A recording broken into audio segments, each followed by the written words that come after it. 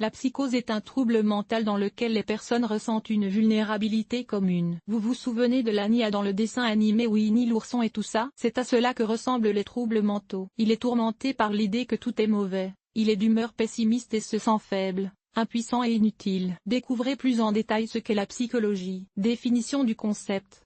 La psychosthénie. Qu'est-ce que c'est en psychologie? La psychosthénie est un trouble neurologique dans lequel une personne se sent faible dans son âme. Le nom est formé de deux mots grecs. Spirit se traduit par âme et asthénia. Ce dernier signifie faiblesse. Le concept a été introduit par le psychologue français Pierre Jean, 1894. Le malade mental est constamment d'humeur décadente et craintive. Il est convaincu que ses fautes l'emporteront sur son caractère, et il essaie donc d'être invisible. Il craint d'attirer indûment l'attention. Le malade mental craint également que quelqu'un comprenne sa faiblesse et voie ses défauts. En même temps, la plupart des défauts sont exagérés et inventés. Importance.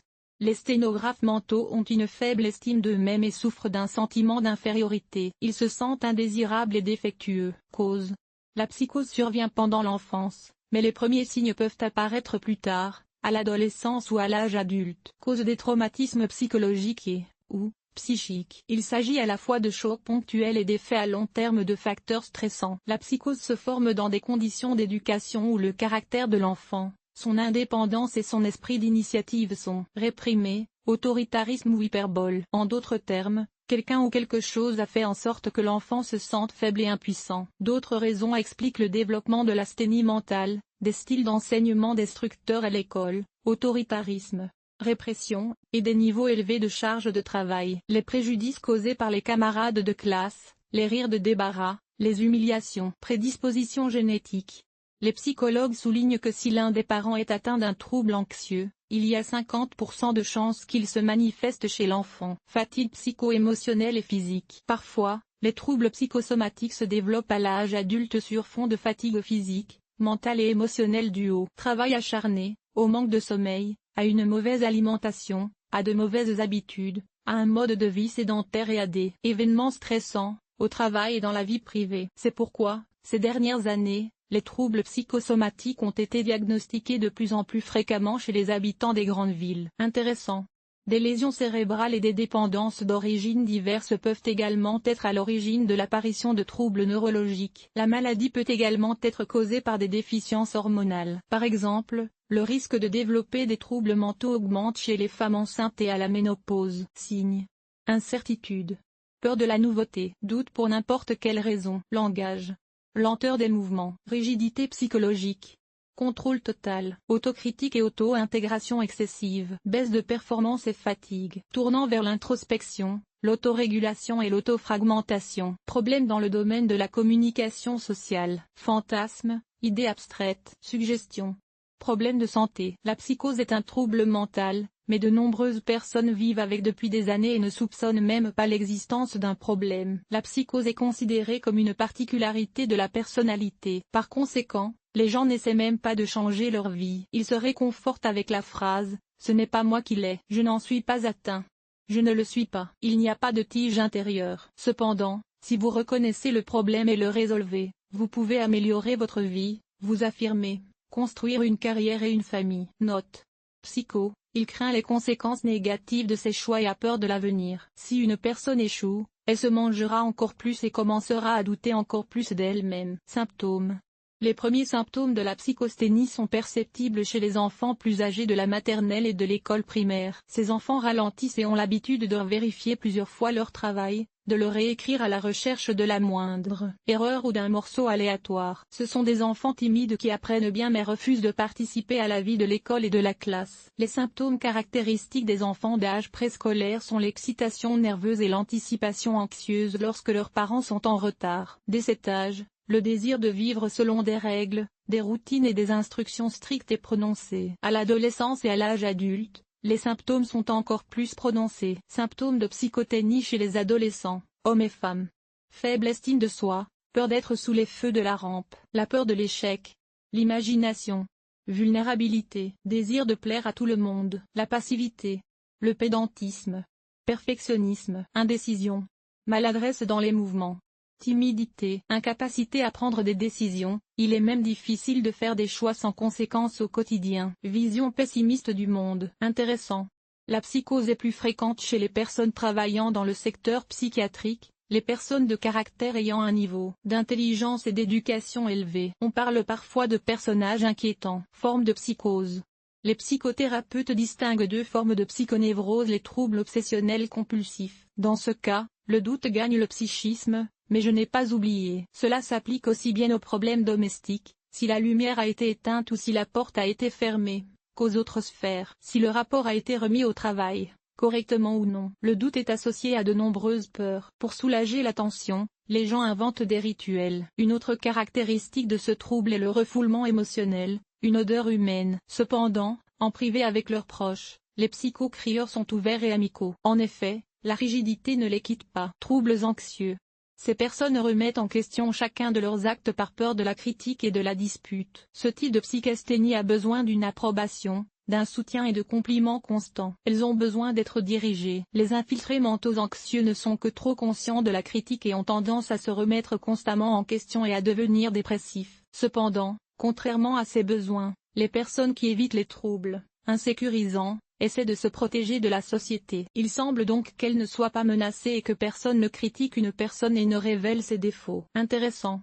La psychose est une forme de trouble mental. Le concept d'infiltration psychique. Les psychasthéniques se distinguent par leur rigidité, immobilité, et la logique de leurs pensées. Ils sont agités par les émotions et, malgré les suggestions, ne peuvent pas changer d'opinion ni maîtriser quoi que ce soit de nouveau. Ils analysent constamment tout et pèsent soigneusement le pour et le contre. Dans certains cas, cela atteint une telle ampleur que même une visite dans les magasins ou le choix d'un plat dans un café peut se transformer en torture. Pour une telle personne, on peut dire qu'elle gonfle souvent l'éléphant à partir de la mouche. Même si le choix lui semble évident, le moi retarde la décision. Psychologiquement, le psychotraître veut que quelqu'un d'autre fasse le choix à sa place, ou que le problème soit résolu par lui-même. Les psychasthéniques ont peur de faire des erreurs ou de regretter leurs actions. Ils n'agissent jamais de manière impulsive et mesurent soigneusement chaque étape. L'éducation des psychasthéniques passe inaperçue. Ils craignent les discours publics et les critiques, car ils ont peur d'exprimer leurs opinions. Ainsi, malgré leur haut niveau d'intelligence, ces personnes mènent une vie très médiocre et n'atteignent pas des sommets dans le monde du travail. Mais personne ne les surpasse en matière de développement personnel. En effet, cela est encore une fois dû à la peur, au désir d'être parfait et à l'aise pour tout le monde. Les stades mentaux savent beaucoup de choses et peuvent en faire beaucoup, mais les mettent rarement en pratique. Exemple de symptômes de la psychasthénie. Il est difficile de ne pas reconnaître la psychasthénie.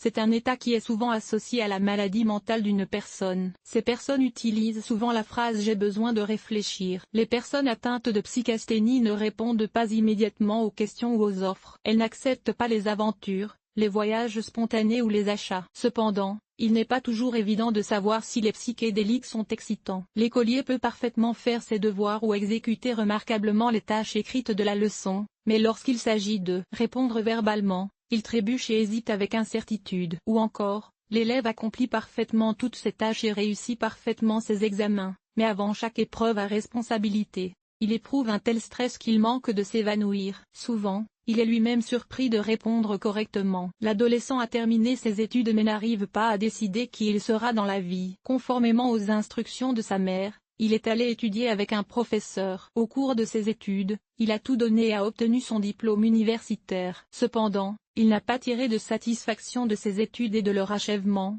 Il n'a pas exercé de profession. Le jeune homme ne sait pas dans quelle direction il veut évoluer. Il est perturbé par les petits travaux et pense à exercer une profession libérale, puisqu'il y est théoriquement préparé. Cependant, il a encore des doutes. Il essaie de se trouver dans différents domaines, étudie beaucoup, mais ne peut rien choisir. À tout cela s'ajoute un sentiment chronique d'insatisfaction à l'égard de lui-même et d'autocritique. Important. L'asthénie mentale empêche une personne de vivre, de construire une carrière et une famille, et de se faire des amis. Les interrogations et les réflexions constantes peuvent être épuisantes et rendre littéralement fou. Prévention et diagnostic. Les principales méthodes de diagnostic sont l'entretien avec un psychologue et l'observation du patient. Le spécialiste analyse le niveau d'anxiété, la flexibilité psychologique et la tension émotionnelle du client. Des tests diagnostiques complémentaires peuvent également être utilisés. La tomodensitométrie, CT, du cerveau et les électroencéphalographies sont également prescrits pour exclure les lésions organiques. Parallèlement, une consultation et un examen par un endocrinologue ou un thérapeute sont prescrits. Chez les adolescents, la psychasthénie est considérée comme une accentuation de la personnalité. Si la correction est entreprise à temps, elle disparaîtra spontanément avec le temps. Si l'adolescent se trouve dans une situation de développement stressante, l'accentuation peut évoluer vers un trouble mental. Pour diagnostiquer l'accentuation chez les adolescents, on utilise le test de Léonard. Recommandations générales pour la prévention des troubles neurologiques. Faire de l'exercice et manger correctement. Normaliser les habitudes de sommeil, de travail et de repos. Éviter le stress et résoudre les nouveaux problèmes en temps utile. Surveillez votre santé physique et mentale et consultez votre médecin en temps utile. Soyez socialement actif et travaillez en groupe. Évitez de jouer les victimes et refusez de communiquer avec les personnes nuisibles, celles qui vous sous-estiment ou qui tentent de vous démotiver et de vous faire porter le chapeau. Recommandations pour prévenir l'apparition de la psychasthénie chez les jeunes ayant un accent. Créer des situations de réussite et éviter les situations traumatisantes. La critique est recommandée avec prudence. Les situations de conflit, les disputes publiques, les menaces et les accusations sont dangereuses pour les adolescents sujets à la psychasthénie. Traitement. Il est impossible d'éliminer complètement et définitivement la psychasthénie. Le traitement de la psychasthénie consiste à arrêter la progression de la maladie, à réduire la gravité des symptômes et à réintégrer l'individu dans la société. La psychasthénie peut être guérie. Pour ce faire, il faut identifier le traumatisme psychologique ou un autre facteur de stress et en supprimer ou, si possible, en réduire les effets. Les psychologues traitent la psychasthénie à l'aide de la psychanalyse, de la psychothérapie cognitivo-comportementale, de la formation individuelle et de groupe, de l'hypnose et de la gestalt-thérapie. Dans certains cas, un traitement est indiqué. Les psychothérapeutes prescrivent des antidépresseurs à court terme ou un traitement d'entretien à long terme. En cas d'atteinte légère, des sédatifs à base de plantes sont recommandés. Si un trouble circulatoire est détecté au scanner, des médicaments sont prescrits aux clients pour renforcer le système circulatoire et normaliser son fonctionnement. À noter, dans le traitement de la psychasthénie, un traitement spécialisé est non seulement important, mais aussi un soutien environnemental étroit. Conclusion. Sans correction, l'état des troubles mentaux se détériore continuellement. La peur et l'anxiété absorbent de plus en plus la personnalité et la spiritualité se complique d'hypocondrie, d'obsession et de tendances suicidaires. Les pensées constantes, les idées sur le passé ou les fantasmes sur l'avenir privent la personne du présent. Elle ne vit pas, mais elle existe. L'affaiblissement s'intensifie de jour en jour. En conséquence, la personne est totalement désorientée. Avec l'aide de la psychothérapie, de l'autothérapie et des médicaments, tout cela peut être évité.